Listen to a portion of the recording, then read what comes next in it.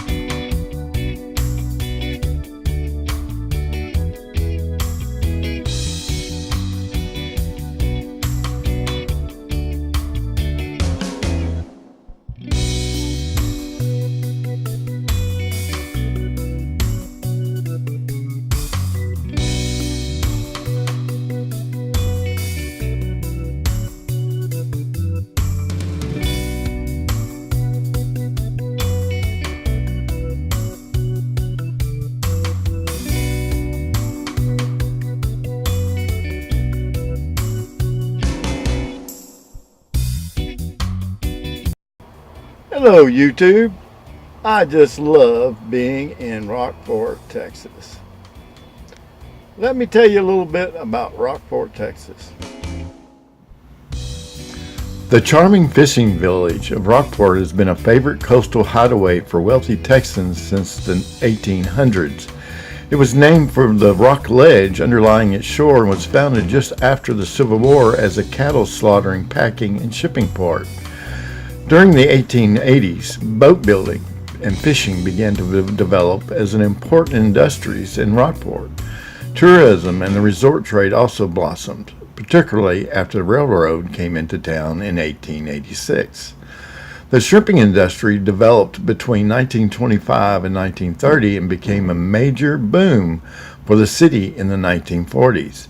The population of Rockport grew steadily over the years. Vacationers swim, fish, watch birds, relax, visit the wildlife refuges, and enjoy many other area attractions. Rockport is known for its endless recreational possibilities and mild weather. Ranked in the 100 best small art towns of America and recognized among the top retirement spots in the nation by America's best places to retire, Rockport is a wonderful place to live and visit alike. Gulf Stakes Magazine 2011 Reader's Choice Best Gulf Coast Towns listed Rockport number 4 in the top 10. In 2011, Rockport was highlighted as a coastal dream town by Coastal Living magazine. Better Homes and Gardens, in its April 2007 issue, listed Rockport Fulton the number 5 destination as a long weekend hotspot for spring migration birdwatching. Texas Meeting and Events lists Rockport Fulton as a great Gulf Coast getaway for business meetings and board meetings. In 2013, the Rockport was featured as one of the best places to live and visit, according to the Today in America television show. Other points of interest, such as the Texas Museum Maritime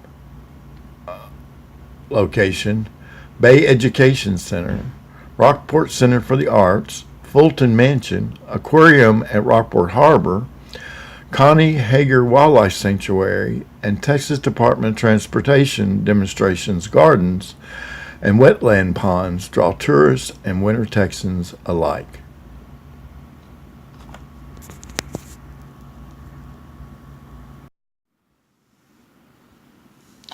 There is documentation of Spanish bringing Irish slaves to the South Texas Gulf Coast, Rockport area. Many black activists have tried to debunk these tales. Historians say the idea of Irish slaves is based on a misreading of history and that the distortion is often politically motivated. A small group of Irish American scholars has spent years pushing back on what they call as false history. In 2016, they denounced the Irish slave myth and asked publications to stop mentioning it. Their impact was limited because the facts are the facts.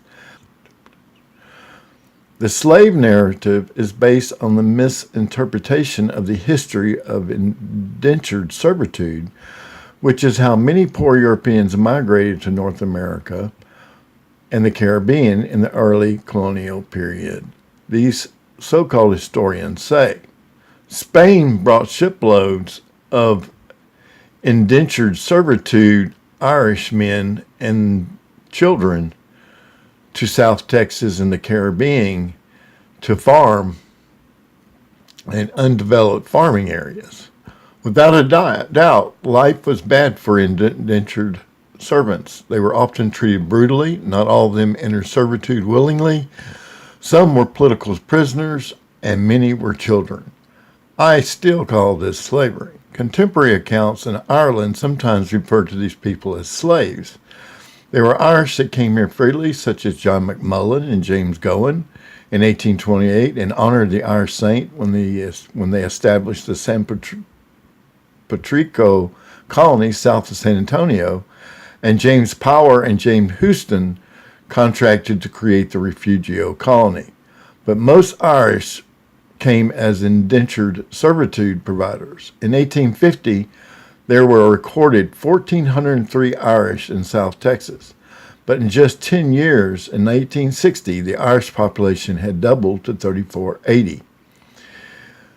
The only reason I mention this is the Irish had a lot to do with Texas' separation from Mexico. Many fought in the first battle with Mexico at Goliad. Many also fought at the Alamo, and many marched to meet Sam Houston in the last battle to free Texas from Santa Anna. Here we're looking at a Google map of the Rockport Peninsula. I have just happened to have a 3-bedroom, 1.5 bath, 1-car garage house that will be on the market in July. I bought this house 15 years ago when I was doing a lot of work in the Corpus area and used it for about 3 years. And it has been rented ever since. The house has a brand new roof and will be painted inside soon. If you're looking for a place in the Rockport, this house is located at 223 Winding Way, Rockport, Texas. It's located at the highest point of the peninsula and does not require flood insurance. And this area has never recorded a flood I am aware of. As you can see on the map, there are bays on all sides and some of the best fishing and fishing guides in Texas.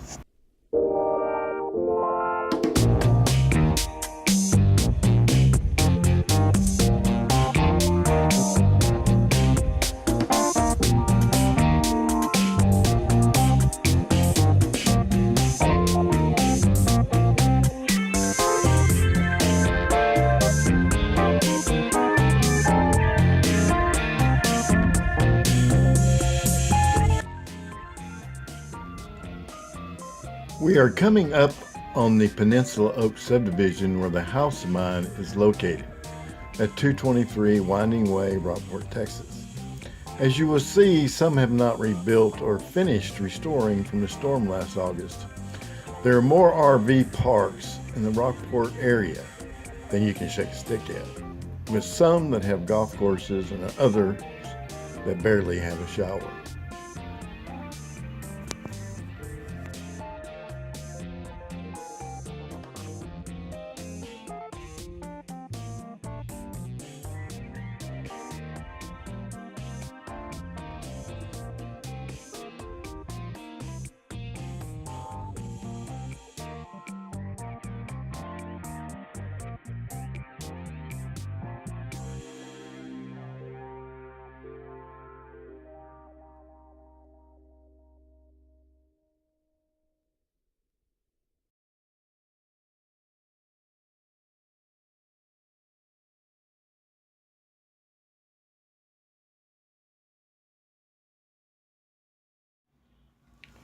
The house is a white brick house with a unique blue front door. You can contact my realtor, Green Hill, at his number 832-930-7273. I will also post his number down below.